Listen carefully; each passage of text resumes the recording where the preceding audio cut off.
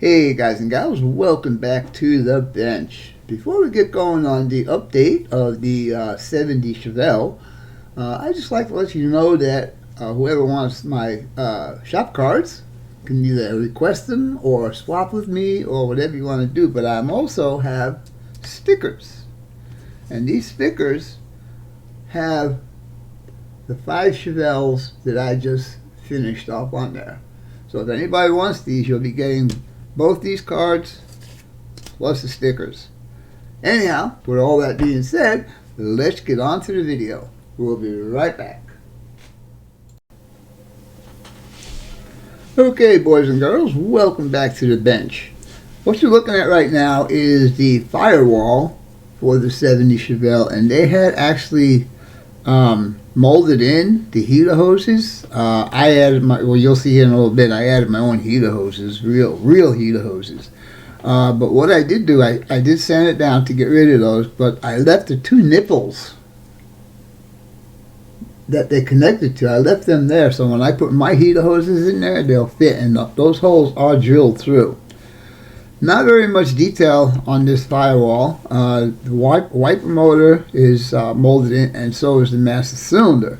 Now the master cylinder, I am going to scratch that off of there and put a real master cylinder with a brake booster on there, because I believe the 70 Chevelle should have power brakes. Anyhow, you'll see up here in one of these corners, I'll be showing you the master cylinders that I just purchased. They should be here by next Wednesday. Alright, so I'm going to have to first I'm going to cut that guy off, and I'm going to respray this guy, and we'll put him on the side. Next I want to show you the engine. And you guys know that when I first do a build, 3 things I like to do is get the engine completed, and chassis on all 4 wheels, and the body in color. And I think we have succeeded that. Anyhow, these are my battery cables. These are my heater hoses. This is my coil wire. And I don't know if I'm going to be able to do this because the fitting right there is so tiny. But I'm going to try and put a fuel line on there and just run it down and kind of go towards the back of the car. But anyhow, that is the engine. I'm using the stock exhaust because I tried many different ways to put headers in this thing with the headers I had on hand. And each one of them created some sort of a problem. So, put that guy on the side. And like I told you, I'd like to get the automobile up on all 4s. Let me back this out a bit. There you go. The only thing that's holding this whole exhaust system in is the axle going through the chassis and the differential. I have not glued anything down yet because I had to make sure that the engine would line up with the exhaust system. I did make one mistake when I was trying to get the headers in there. I had to maneuver the engine and transmission around, so I had to cut part of the drive shaft that's molded into the chassis on this. I don't know if I'll be able to put something in there to take its place, maybe just a piece of round styrene rod or something like that. Anyhow, I still might be painting the gas tank just to get a little bit more variety of color. Chassis is in semi-gloss black, and the wheels, I will put some black wash on those guys. Alright, so let me show you this now. You guys are going to be able to see this. Look at all, I don't know which way you can see this better. Anyhow, these headlight lenses have a ton of flash on them. Yeah, you can see it right there. And I have to clean every one of them headlights up before I can actually put it into the bumper. I mean, yeah, into the grill assembly.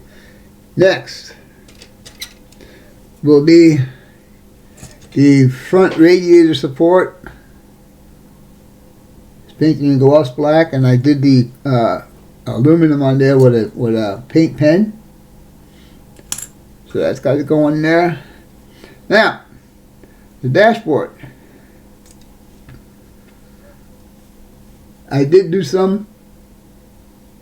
I did put decals in the gauges, and I did hit those with some this Tester's window maker stuff.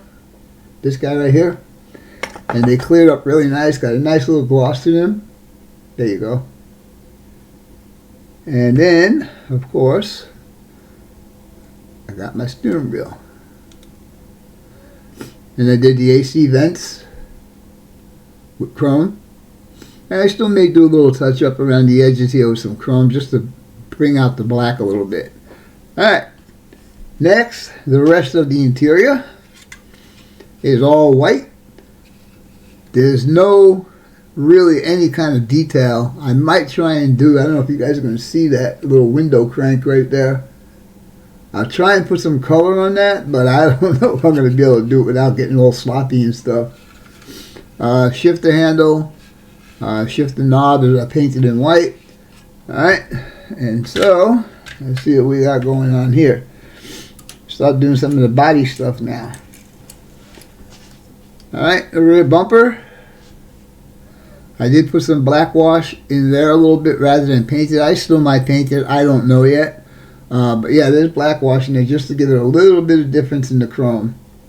Two lights are in there. In the front, I did do a blackening on the grille. I don't know if you guys can see that, but it's definitely, if you're in person, you could see it. I also painted the turn signal lights. Alright, now for the big event.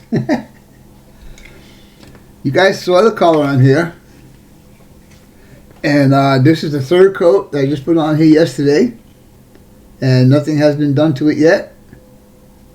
But you can see the paint looks really good. No problems with it. So, with that being said, I tried to be a Weisenheimer. And with my lack of experience, I tried to do something to the hood on this car. And it came out okay, I think, and I really, really want you guys to give me an opinion on that. But this is what I did to it.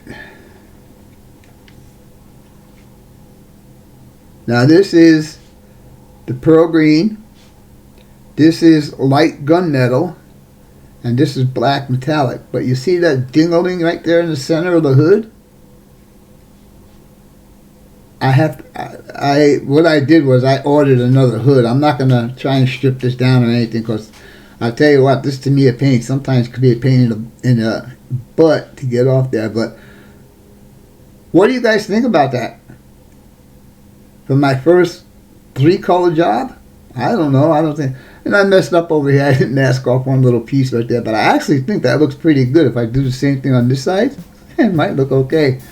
Who knows? Anyhow, the tape that I used, I didn't use the Tamiya tape on here. I used some regular tape. It left residue on there, so that got screwed up. I really don't want to take the time to strip this and redo it, so I ordered a hood.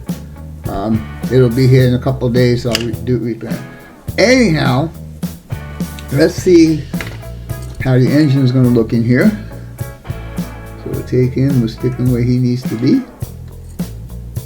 Make sure he's straight. And I just have to put these guys in place. And as you can see, everything is going to line up pretty good. Alright. And now, I think we're going to call this video good. It's just a small update on this vehicle. I think the next time you see this, it'll be finished, depending on when I get the hood and when I get those master cylinders. Anyhow, I hope you enjoyed this video, and as always, your questions, comments, input, subs, shares, and likes are always welcome. For now, that's all, folks. Pit Stop Scale Model Garage out for now. Oh, and by the way, before I go, I got to say one thing. This has got to be probably the easiest car model that I have done where everything just falls into place. Watch this. Alright, there's a little pin back here that locates it. But the part is, let me take this guy out of here, is that this chassis just falls right into place. It's gonna make a liar out of me now. There you go. Look at that.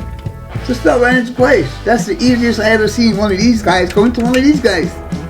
And I'm real happy about that. So yeah, so look out for the finished product on this. Alright, talk to you guys later. Bye.